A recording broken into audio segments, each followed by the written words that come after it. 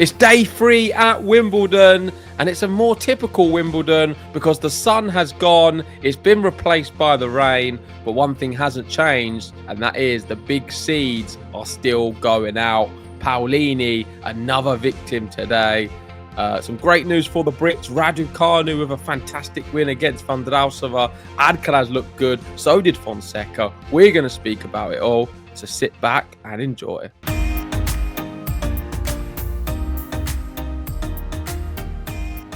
Day 3 in the books, and the big result of the day. If you are a Brit, you are gleaming. It was Raducanu day. She knocks out the 2023 champion, the person I had going all the way to the final. And I think that is pretty much my women's bracket completely destroyed. All 4 semi-finalists are now out, and I wouldn't be surprised if I finished bottom of the league or somewhere close to that.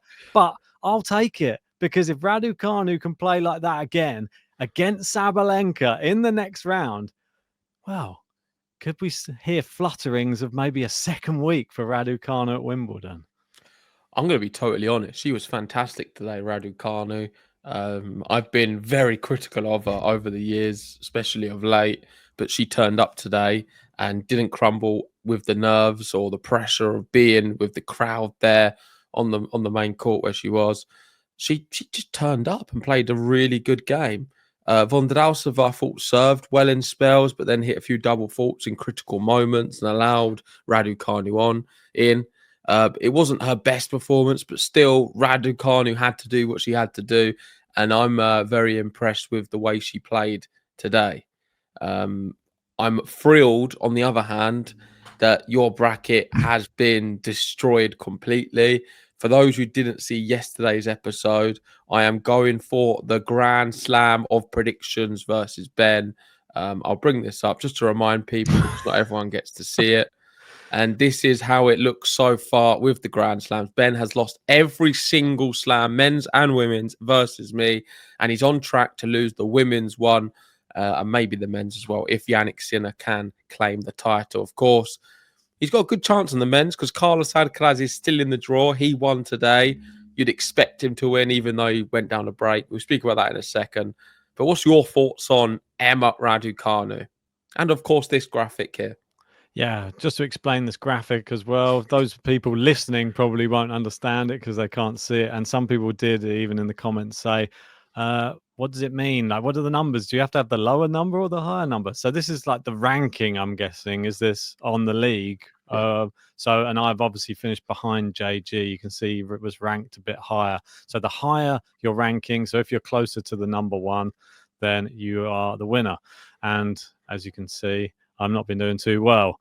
And I don't think I'm going to be doing too well on the women's this Wimbledon, but maybe the men's will save me. But I'll take the loss if Raducanu has a good Wimbledon, because I think it would be enough just to get one over on you because you've been so dismissive of her. And if she is able to do the unthinkable, because I thought Vondrousova would be a too tough a test, to be honest, coming in. Vondrousova was in fantastic form, but she outplayed her. She actually looked like the better player on the court, and Vondrousova had no answers for her. Well, IBM AI actually had Raducanu as the 51% favourite ahead of the match. So they fancied her over Vondrousova. And this was before a ball was hit. Some people were saying you're stupid to even be suggesting that.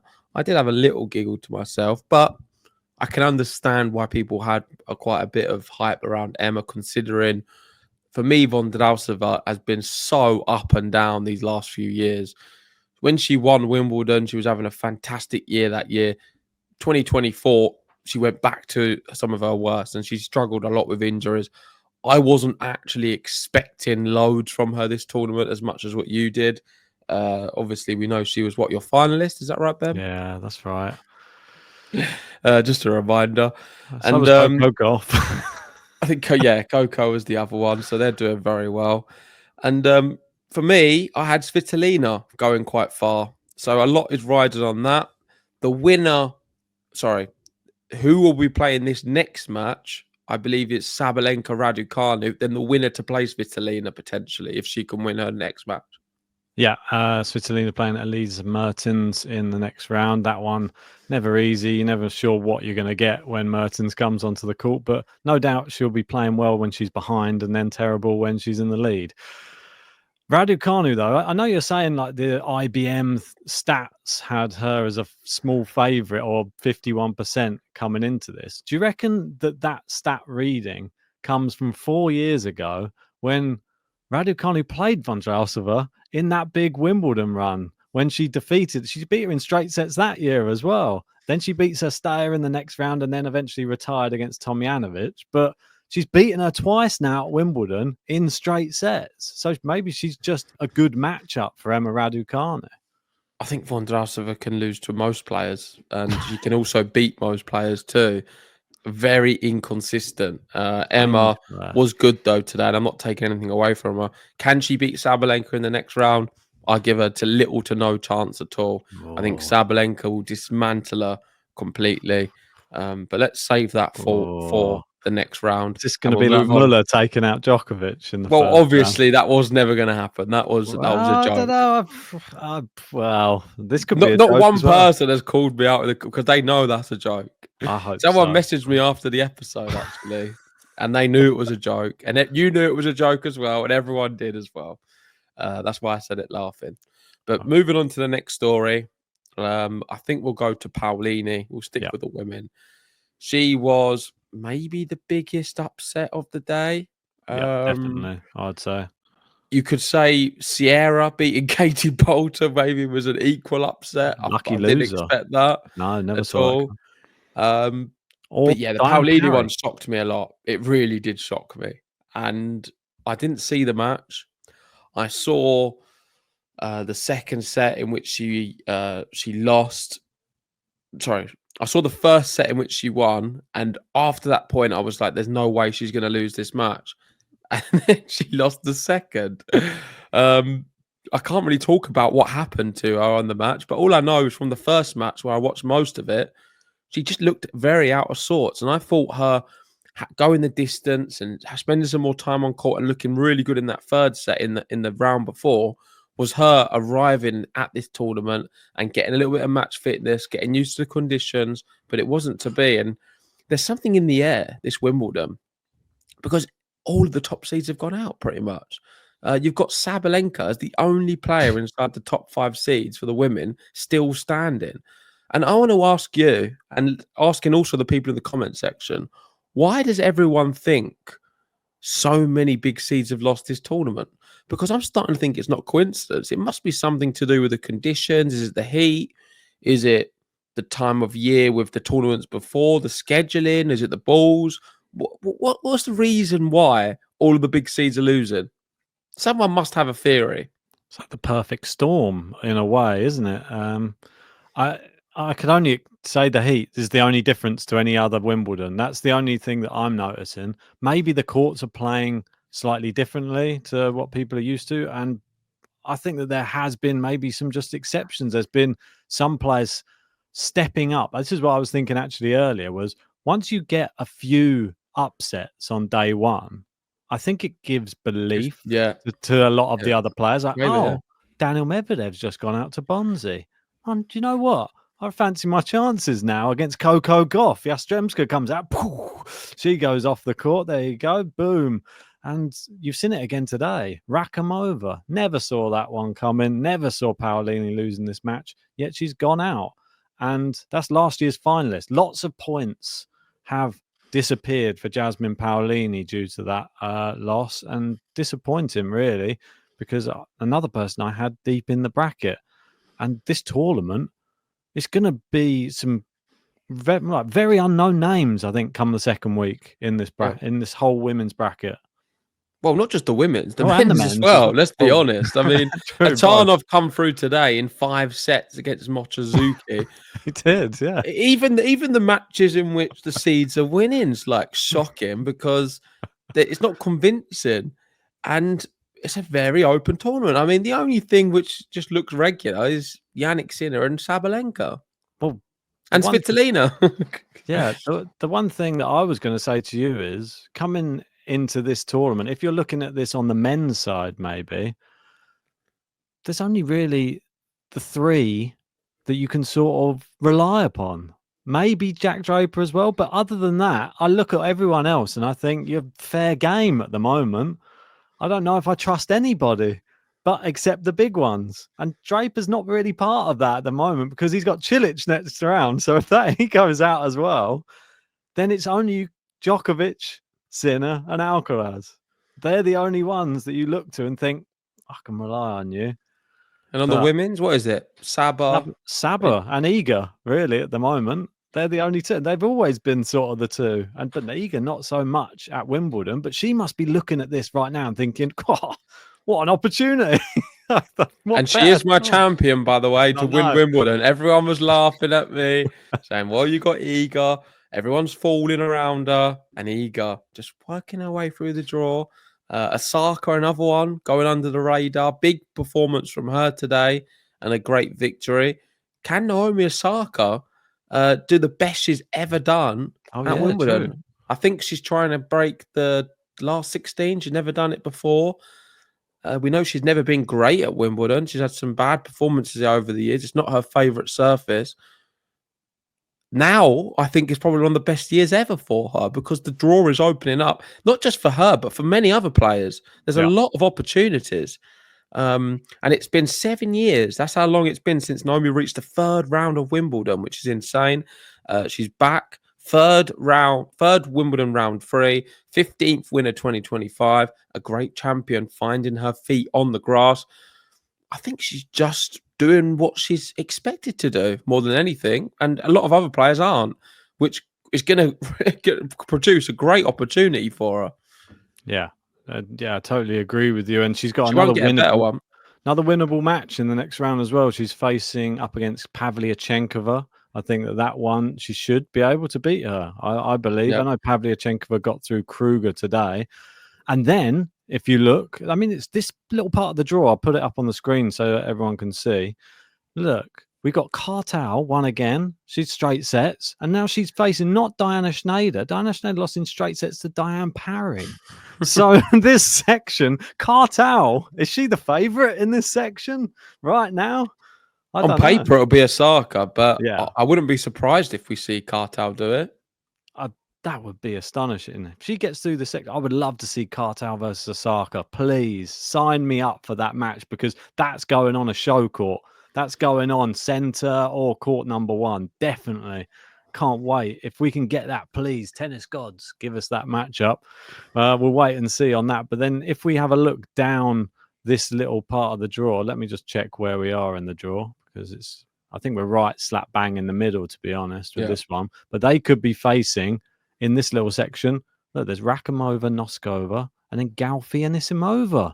So this whole section, who's gonna be the one who comes out of those? All of those. Haddad Maia went out too. So there's just plenty of opportunities. Insanity. This is just one section, but even if you go, I don't know if you want to jump back to the men's because there's a similar story happening with the Fonseca section. And I sent you a tweet because it is fascinating. Okay. And for the record, Joao Fonseca is the youngest player to reach the men's single round of 32 at both Wimbledon and Roland Garros in a season since Andy Roddick in 2001. So he's breaking records not even Alcaraz was able to do. And in his section, I would argue that maybe on paper, he is the favourite to advance. I don't know if you've got it up. Have you found it? I'll have a look. I thought you said you sent it, but I can't see it. No, I would have sent it earlier on. Oh, okay. No worries. I'm not sent it recently. I'll have a look. Oh, there we go. So there's Fonseca anyway. Boom. There you go, onto the screen. Oh, no, you don't have it. There was a tweet about his section. Oh, okay. I thought I sent it, but it doesn't matter if you can't find it. I don't remember exactly where it is, but if you just bring up the draw, we'll have a look. I'll have a look. Players in that part of the draw, on paper for me, he is the favourite to advance. It's so open. So many players have gone out. It's not the path we thought. I mean, I didn't even have Fonseca because I had Jake and Fernley advancing. Yeah, there we go. That's what's doing me a favour, I think, on the men's. I had Fonseca, and he's my dark horse for the tournament. Let me remind you, everybody, it's not going to help me much come the end of the year, but Jarry is his next opponent, and Jarry knocked out TN. We don't get the TN Fonseca match that we all wanted. But Jarry's probably going to be a stiffer test for Fonseca, considering he's just knocked out Holger Rune and Lerner Tien. This should be a brilliant third round match. The way that Fonseca got past Brooksby as well, he's in fantastic form, Brooksby. It's a very, very good section that he's come through, Fonseca. Fernley, Brooksby, that is not easy. And now Jarry, if he gets past Jarry as well, he gets the winner of Bellucci or Norrie. Well, obviously, that's another big upset. Lehecka just went out as well. Somebody in great form on the grass. Bellucci beat him in straight sets. What's happening at this Wimbledon? I never saw that coming in a million years. Matteo Bellucci, and we had that one big win, didn't he, against Medvedev earlier in the year, and everyone thought, wow, he's a world beater. Then he disappeared off the tour again for a bit. Wasn't any good. Now he's back. Incredible. Yeah, I just can't seem to find it. It's very frustrating, but there's the opportunity for him to make the quarterfinals, no doubt. You've got Cam Norrie, Bellucci, Jarry there, like we've seen. And then Rublev, Manarino, but then you got Alcaraz down the bottom. Yeah, but that would still be a quarterfinal easily. Yeah. You can get to a quarterfinal without having to play, which would have been maybe a Lehecka. He must be over the moon with that. Cam Norrie or a Rune. We would have thought a Rune, a Lehecka. There was other players in this section. Cam Norrie, I said in the when we did the seeds, I said the dangerous unseeded player in the draw. Cam Norrie is definitely one of them. And look, he took out Tiafoe in 4 sets. He faces Bellucci next. He'll be the favourite, Cam Norrie, no doubt. And if he goes through that one, he'll probably be the favourite against either Fonseca or Jarry, dependent on how their match goes. Fonseca seems to be, he was a hot favourite today against Brooksby, I think, 1.44. I was a bit shocked at that.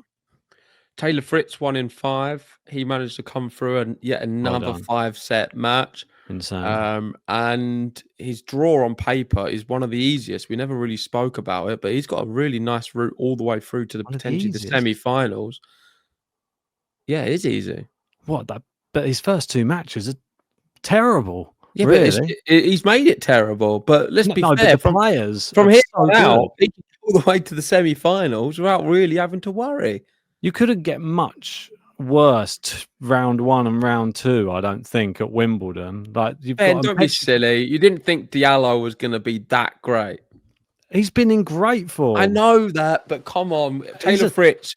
You'd expect him to beat Mpechi Pericard and Diallo in 3 or 4 sets. You wouldn't have expected them both to go to 5 sets and him to be struggling as much as he did. Banana skin players, both of them. But he's done well to fight through both matches. He's showing a lot of heart right now, Taylor Fritz. And I don't think you can do anything more than get through. Will he have enough gas in the tank come the second week if he keeps playing 5-set matches, though? You can't. Well, now he's got through to them 2 matches and survived both of them.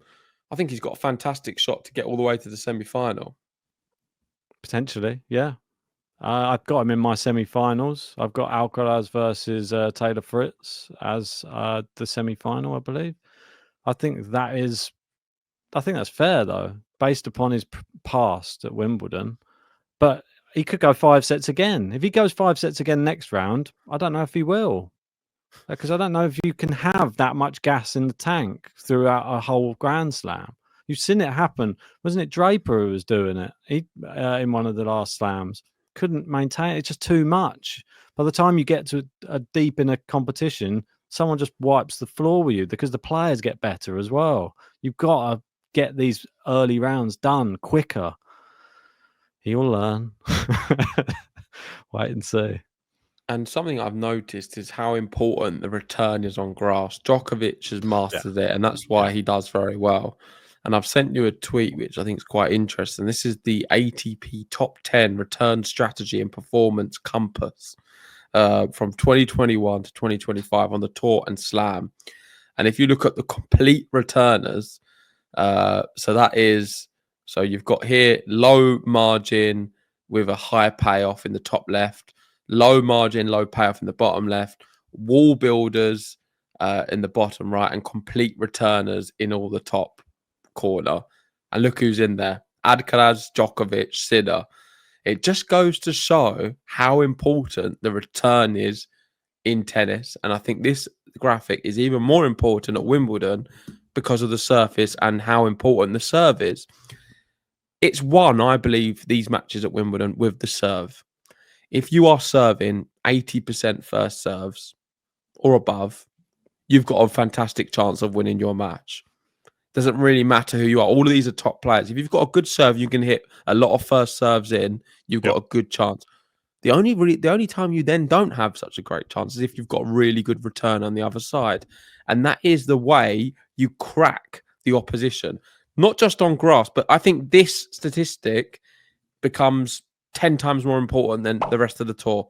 Wimbledon, the return for me is the most important part of the game. Up there with, of course, the serve, you can say. I mean, they're both counterbalance each other. But Alcaraz, how good he returns, you could argue, based off this, slightly better than Djokovic. I don't know. Does that surprise you? He's right up there. They're all those three. Oh, statistically here, right on this graphic, he's slightly above him. Looks like it, doesn't it? But I think that they're just that elite.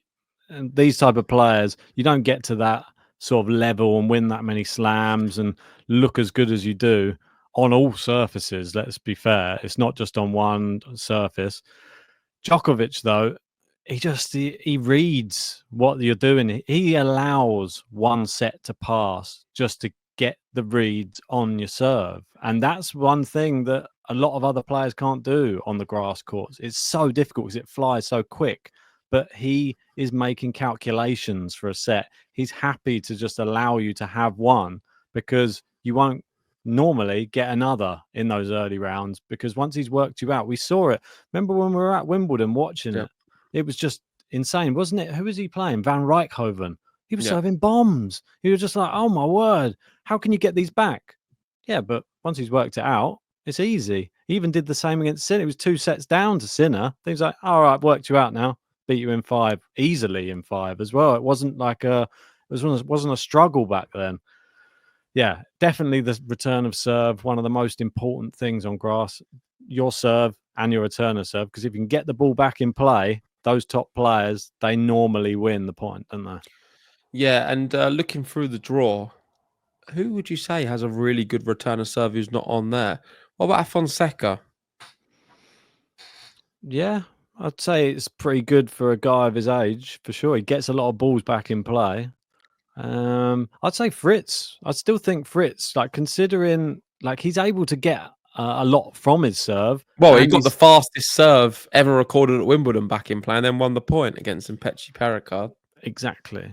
I think that that's why he's so good on grass. That you can see who goes deep at Wimbledon. Normally players who have got very, very good reaction speed and are good at returning serve.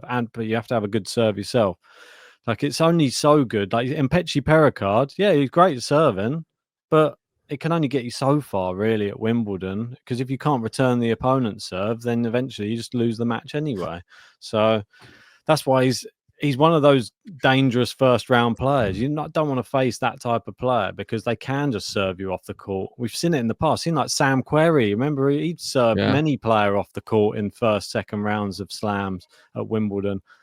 Just dangerous. What can you do about them? Not much. Opelka's another one like that. But unfortunately, Riley Opelka just doesn't have much movement, I don't think.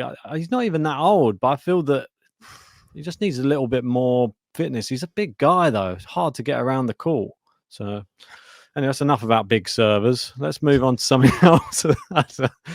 That's one of my least favourite things about Wimbledon is just watching serves just fly past people. I would rather be watching some more entertaining tennis. And Carlos Alcaraz provides that. We haven't spoken about him that much in this episode because it was quite a comfortable win against the young guy. He's actually from St Albans, I believe, which is quite close to me. So, Carlos Alcaraz claimed his 20th men's singles match win at Wimbledon in 22 matches in the Open era. Only Rod Laver with 21 has claimed 20 wins in fewer matches at the event. Yeah, that's pretty impressive. And think of the run he's on. I know it's easy to look at Carlos Alcaraz right now and judge him on this year's Wimbledon. Bear in mind, when when did he last lose at Wimbledon? Like, it's hard to think when he last lost, isn't it? He's won the last two. Well, Djokovic has struggled to beat him in the last two finals, and he said that yesterday in his post-match, saying he doesn't want to play him again. But my real takeaway from Carlos Alcaraz is not really much to speak about with the match. It was nice to see the young kid go up in the second set, up a break, bit of excitement, but there's no way he could have beaten him at all.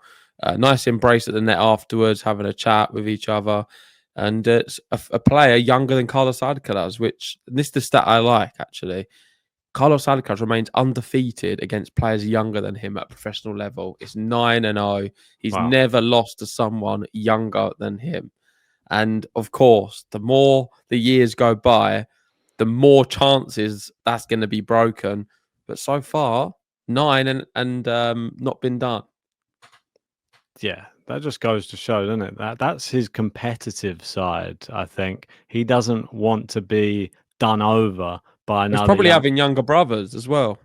Well, funny you should say that. I was actually watching the other day his younger brother playing, because there's murmurs coming from the deep of the tennis world that his brother coming through could be the next big thing as well. If we get to see two Alcarazes on the tour, I mean, and maybe they do doubles as well. I don't know. There's so many things that could happen potentially in the future. If he comes through on the tour and is actually anywhere close to the level of Carlos, that's just going to be just another element to add to tennis. I can't wait. But he's quite enough right now, Carlos. I mean, he's one of the best, if not the best player in the world at the moment.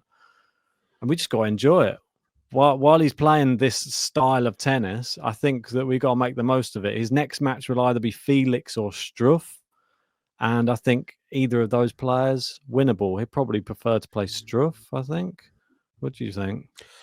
Don't think it matters, mate. I feel talking about Alcaraz and Sinner at the moment just seems like it's nice to speak about the records, maybe some things going off the court, like Alcaraz bringing the water bottle to the lady, and then all the tweet, and we can talk about all of the fancy stuff off the court.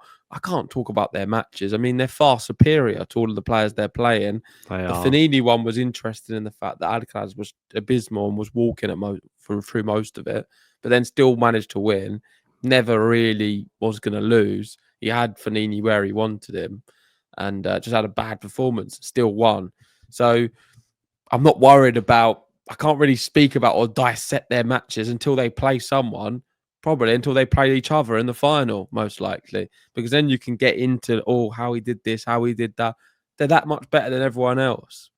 I'll be interested to speak about a Sinner Djokovic semi-final if we get it. But yeah, please. If you're asking me to speak about today's match with Alcaraz, I mean, it's not real. I'll put this question to you. Do you like you was going to do that? Someone did do that at Wimbledon today. It sounded like you was about to go into one there. You're like, whatever. Hey! Yeah, that was what Alcaraz did, didn't he? I always wanted to do this. He did it out of tune. Yeah, maybe stick to the tennis. Yeah, the thing I was going to say, in the first round against Fognini, do you think that some of the other players who aren't your Djokovic, your Alcaraz or Sinner, do they lose that match against Fognini? If they play bad, then maybe, yeah. In that match, I think that there's always another level. If they go to a fifth set, does Zverev beat Fognini in the fifth set? Or does Medvedev beat Fognini in the fifth set? It's a difficult thing to say. I don't know. Who knows about in the moment? You can't. This is a ridiculous. I think the way that their mindset is right now, I think they lose. I think Fognini was playing in inspiring form. He played all right. He played well, I think that it would he would get lifted enough seeing. I think tennis is a mental game. You look down the other end and you see somebody who looks fit as a fiddle and looks like fired up for the fifth set. Or you look down the other end and you see somebody tentative on smashes, somebody who's just scared to hit winners. Who are you going to fancy yourself against? That's what happens when I play you. I look at you the other side. We've drawn the last two times. You're just lucky that we got kicked off the court. I lob them up, and you're just a bit nervous with the smashes. Never. Don't want to hit big forehands. I'm never nervous. I'm fit as a fiddle these days. Can't stop running. But anyway, yeah, that's my personal take. I think that if they'd have been playing Fabio Fognini in that first round, then I think that Fabio probably would be going through, because I don't think that they're mentally strong enough right now. A lot of the other players, I think Tsitsipas would have lost. I think Medvedev probably would have lost as well. Zverev, who knows? Just one of them. Yeah, and if my aunt was a man, she'd be my uncle. But unfortunately, it's not the case. That's the way it goes, Ben.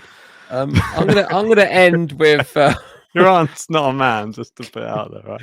But if my aunt was a man, it'd be my uncle. So let's move on to the final bit of this episode, and I wanted to speak about a new layout I have for the men's game, not the women's game, just the men's game. A tweet for it at Grand Slams. No, this is just my own thoughts. Okay. Not fully my own. I've seen other people speaking about it, and I've added to it. Oh, okay. Well, actually, Nick Kyrgios gave me a lot of inspiration for this idea. Oh dear. Yeah. Is it the same as your one? No, I've not heard any. So I've just thought of one in my own head. But if it turns out to be similar, I'm all for it. Okay, so we've not discussed this prior to this episode. This is interesting. My idea is this, or Nick Kyrgios' one. We'll share it. Is that for the first week of Grand Slams, you play best of 3. For the second week, you then play best of 5. Nobody wants to see best of 5 matches in the first week of a Grand Slam. None of the players want to play them, I bet, as well. Taylor Fritz. It ruins the scheduling. Players know that they can lose the first set and they've still got time to get into it, just like a Carlos Alcaraz. Carlos Alcaraz would not have produced that performance against Fognini if it was a best of 3 match. Oh, maybe you're right. So we just wasted time. And that's how it feels a little bit to me. I think the best of 5 format's brilliant when you've got the best players in the world playing against each other, and the latter stage of a Grand Slam, testing physicality, mentality in big moments. But why push a player through all of that when they've got a long season in Grand Slams for 2 weeks? The first week should be a best of 3 format. They do it in other sports. So if you look at snooker, you've got different amount of frames as you go through. Darts, they do the same thing too. Why do they not do it in tennis as well? All pub sports we're going to name. Any other ones do you want to name as well? Cards, poker. No, I don't know. But I know what you mean. That sounds like actually a really good idea. And it's something that I'm sure a lot of the tennis world will actually get behind. Would you extend the women's into 5 sets in the second week as well? Or would you make them still play 3? Well, maybe the reverse. They do 5 and the no, don't be stupid. I'm joking. But no, maybe for the women's, you do it that way round too, or just do the final. Yeah, maybe just the fun. Maybe you could start it with just the final, and then if it's really popular, then you can. If it's not, then don't. Just go back to the old format. Yeah, I mean, my idea is completely different, but it's not so much for slams. It was just more for a general tennis. Like it's a more restructuring of the sport, really. To be honest, I was only thinking of it playfully earlier. Just when I was thinking about some tennis matches, I know that we were talking about the Pegula thing yesterday, and she was saying 5 hours is just too long. And some of the sets, like I can't sit there for that amount of time. And I was thinking, like sometimes, like you were saying, I just have it on in the background sometimes. And I guarantee you have it on in the background, but as soon as it hits 4-all, you're in front of the TV watching the business end of the set, wanting to see who wins the set. So my idea would be you do lots, like more sets, but they're all like first of 3 games. And then you would have, so it would be an elongated number of sets, but they would be to 3 games. So they would always be like in a dangerous position. And if it went to 2-2, then you play a mini tiebreak to like 5 or something like that. So this is like it's a completely different take on. Yeah, it's sort of like that, but it just makes it, everyone will be going for it all the time then. And you wouldn't have these spells in matches where you're thinking, like people would always want to watch because there's always something at stake. Similar to the darts, because it's little legs. You're like, boom, boom, boom, done. Right, that one's I know what you over. mean. And they've trialled this, Ben, and they do trial it, the Fast Four format. They use it for the next gen finals. We've seen stuff in UTS where they're formatting different ideas for shorter sets and games. The I GTL don't know. Slam. I think it's coming soon. Listen, I like your idea, but this is an extreme idea. What I'm suggesting is a pretty standard idea, which I think they should. I think they should do. With yours, I feel like what's the next thing? Everyone gets a magic power where they can just like Yu-Gi-Oh. Now you're talking. Everyone gets a nickname. Oh no, we've gone UTS. Right. Okay. Let's wrap it up there before you go full UTS. Thanks everyone for watching. This is our day 3 roundup. Hopefully we didn't miss anything too big. So I know we got a bit sidetracked on today's episode, but I feel the big takeaway for me was just the draw has opened up so much, and there's a lot of unknowns, and there's not much to speak about on day 3 because we need to wait to see how it materializes. But I wouldn't be surprised if we get in the second week across the men's and the women's a handful of players who have never been at a second week of a Grand Slam ever before, which adds a layer of excitement. But then on the other hand, for the men's, I just feel like you've got 3 players who are better than everyone else, 2 players who are better than the third player in Novak Djokovic. It's set for that. I picked it as the final. I'll be shocked if it's not that. And on the women's, I've got Madison Keys going far. I've got Saba doing not so well. I've got Svitolina going far and Iga winning the whole thing. All of them are in, so I'm pleased with that. Come on, Raducanu, win the whole thing and crush JG's bracket. That's all I'm hoping for. Sabalenka, Raducanu. That one's in the next round. Big matches, just to note tomorrow. Draper versus Cilic. Sinner versus Vukic. And on the women's side, we have Iga. She's up against McNally. Sakkari, Rybakina, probably one of the biggest ones on the women's. And Mila Andreeva, she's in action too. Perfect. If you haven't already, hit the like button, subscribe if you're new, and we'll see you tomorrow.